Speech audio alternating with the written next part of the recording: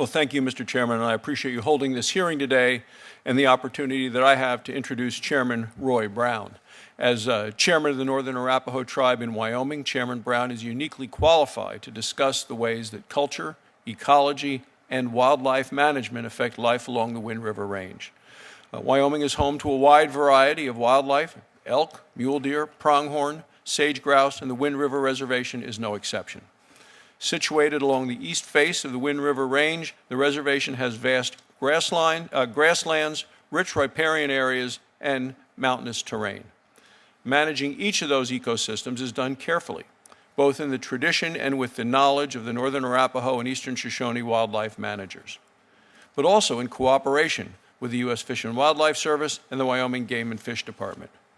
That careful management is complicated by many natural factors, including drought, fire, and flood. Management has also been made more difficult by the failure to manage other factors as well. I know Chairman Brown plans to share with us today the ecological damage that wild and feral horses have had in Wyoming. And this situation isn't unique to the Wind River Reservation.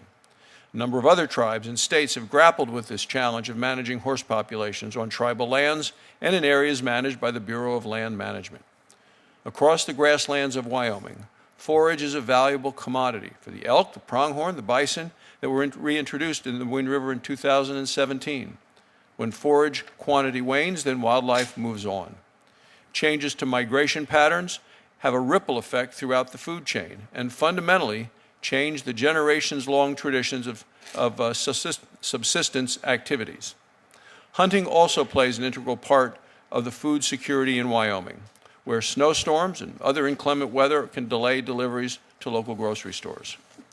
As Chairman Brown relates similar challenges on the Wind River, I know that he will make clear that subsistence is not limited to Alaska and the Pacific Northwest. The tradition, the value, and the importance of subsistence activities continue to be evident in Wyoming. Last year, the Northern Arapaho and Eastern Shoshone partnered with a number of groups, including the University of Wyoming, to plan a research project to understand the role of elk on the Wind River Reservation. And as we talk about the importance of continuity in migration corridors and effective wildlife management, it's more important than ever to recognize the historic and the cultural impacts that wildlife management can bring. So Chairman Brown, thank you for traveling through delayed flights and storms yesterday to share your perspective with us today. And thank you, Chairman Hoven, for holding the hearing. Chairman Brown. Good afternoon, Chairman Hoven, Vice Chairman Udall, and members of the committee. Thank you for holding this oversight hearing and giving me the opportunity to testify. My name is Roy Brown, and it is an honor to represent the Northern Arapaho as their chairman. The Wind River Reservation is located in west central Wyoming and for generations has been the home of two sovereign nations, the Northern Arapaho and Eastern Shoshone tribes. The Northern Arapaho and Eastern Shoshone are unique in that we are the only separate sovereign tribes who share jurisdiction and ownership of the same reservation. Today, I share the perspective of the Northern Arapaho tribe. The reservation is over 2.2 million acres of gorgeous, wide-open spaces with an abundance of natural resources, plants, and wildlife, which are central to our culture and traditions. For this reason, we are very protective of the land and resources the land provides. One recent threat that is currently changing the landscape of the reservation is the invasion of wild and feral horses. In 2012, the tribes and the Wyoming Fish and Wildlife Service, in separate surveys, estimated there were over 2,100 horses in the lower mountainous areas of the northwest portion of the reservation. Today, our best estimates are that there are over 6,500 horses in the wilderness on the reservation. As the wild and feral horse population increases, their impact to the natural resources and thus our way of life becomes more and more critical. The emergence of this population can likely be attributed to a number of factors.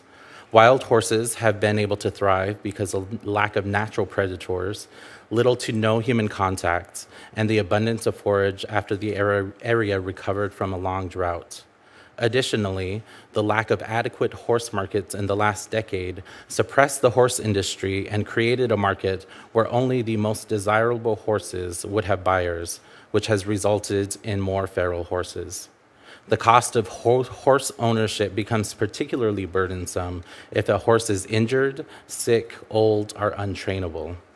These horses are sometimes let out in the wilderness near or within the reservation boundaries.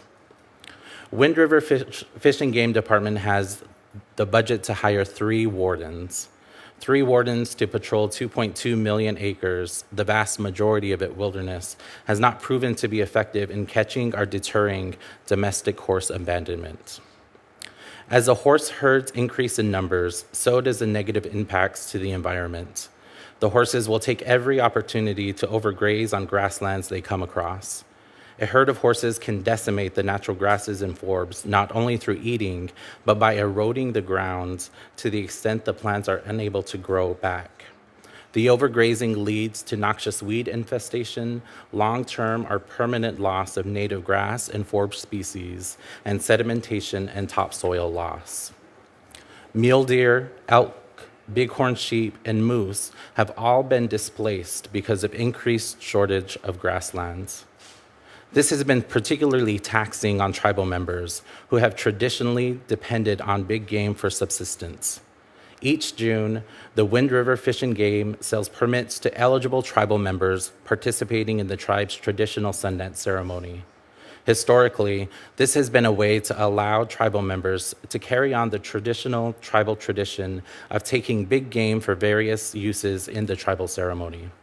The Sundance hunting season eases the financial burden of tribal members, as well as fosters the continuation of tribal traditions. However, with the growing impact of wild and feral horses, the game have been more and more difficult to locate and hunt because they have migrated off the reservation or in areas that are very difficult to access. Additionally, as the horse herds grow and migrate to different parts of the reservation, they begin to threaten the plants and materials used traditionally and ceremonially. A long-term or permanent loss of these plants and materials would be culturally devastating. It will take a multi-partner approach to fully address the wild and feral horse population on reservations' lands across Indian country. It will take the cooperation and input of tribes, government agencies, and interest groups to assess current impacts and develop plans for removal and mitigation of future impacts. On the Wind River, horse removal is a priority.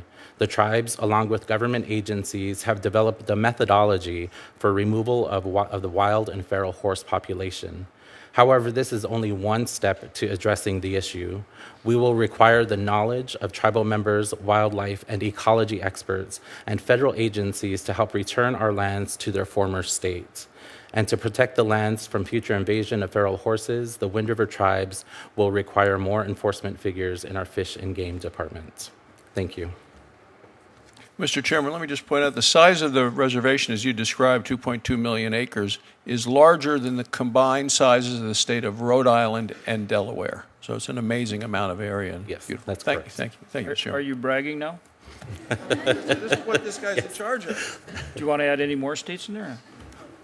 No, we could, well, it's quite a place. It is. Very big area. You bet. Thank you. Thanks for being here, too, Chairman. We appreciate it very much. And I shouldn't tease my fellow senator. He does a fantastic job, and I appreciate him being here.